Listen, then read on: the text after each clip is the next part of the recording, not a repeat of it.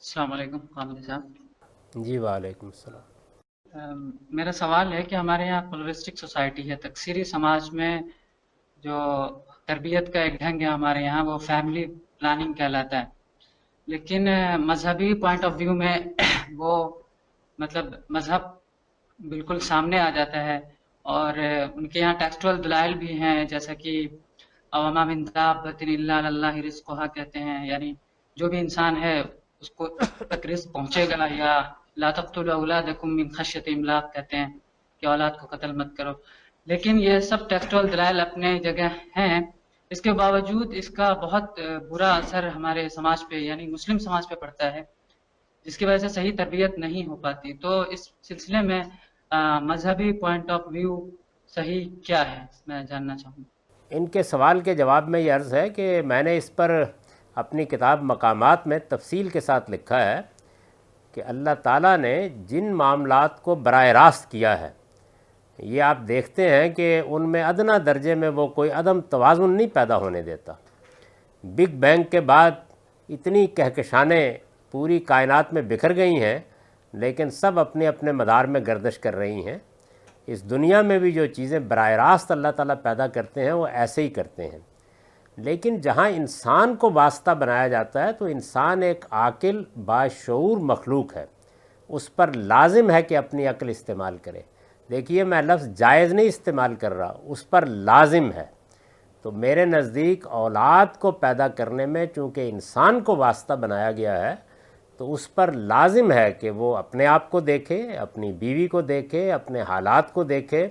وہ یہ دیکھے کہ اس نے بچے کی تربیت کرنی ہے، تعلیم دینی ہے، اس کے لیے وقت، اس کے لیے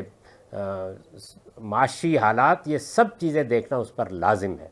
ان چیزوں کو دیکھے بغیر اگر وہ بچے کا اقدام کرے گا تو وہ خدا کے قانون کی خلاف ورزی کرے گا، وہ اللہ تعالیٰ کی دی ہوئی عقل کی توہین کرے گا۔ تو میں نے تو بڑی وضاحت سے بتایا ہے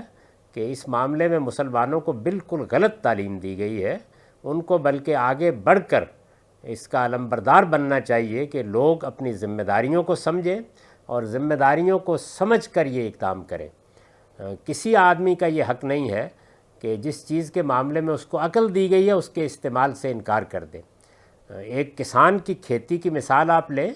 اس کا فرض ہے کہ وہ یہ دیکھے وہ کیا فصل بونے جا رہا ہے، زمین کو اس نے موزوں وقفہ دیا یا نہیں دیا، زمین کی زرخیزی کو قائم رکھنے کے لیے کیا ضرورتیں ہیں، وہ اس کے جو فصل بونے جا رہا ہے اس کی برداشت کر بھی سکے گا یا نہیں کر سکے گا، برداشت کے بعد کسی منڈی میں اس کی کوئی گنجائش بھی ہوگی یا نہیں ہوگی، یہ ساری باتیں وہ کرے گا۔ جبکہ قرآن کہتا ہے کہ انتم تزرعونہ ام نحن الزارعون، یعنی کھیتی تو خدا اگاتا ہے، لیکن چونکہ اس کا ذریعہ کسان بنتا ہے تو اس کے لیے عقل کا استعمال کرنا لازم ہے۔ یہ جتنی چیزیں میں نے آپ سے عرض کی ہیں، یہ جو آپ نے آیات کا حوالہ دیا ہے وہ بالکل الگ چیز ہے۔ یعنی ہم میں سے ہر مسلمان یہی ایمان رکھتا ہے کہ اللہ تعالیٰ نے رزق کی ذمہ داری اٹھا رکھی ہوئی ہے، لیکن رزق کی ذمہ داری کیا اسباب سے ماورا اٹھا رکھی ہوئی ہے؟ وہ اسباب کے اندر ہے۔ میں اگر گھر سے نکلتا ہی نہیں، کمرہ بند کر کے بیٹھ جاتا ہوں اور پھر یہ کہتا ہوں کہ جو میرے مقدر میں لکھا ہے وہ چھت پھاڑ کے مل جائے گا، تو نہیں ملے گا۔ اللہ کا قانون یہ ہے کہ آپ نے جو تدبیر کرنی ہے وہ آخری درجے میں کریں، اور ایمان یہی رکھیں کہ آخری فیصلہ خدائی کا ہوگا، اور اس نے یہ ذمہ داری لے رکھی ہوئی ہے۔ وہ ذمہ داری تو اس نے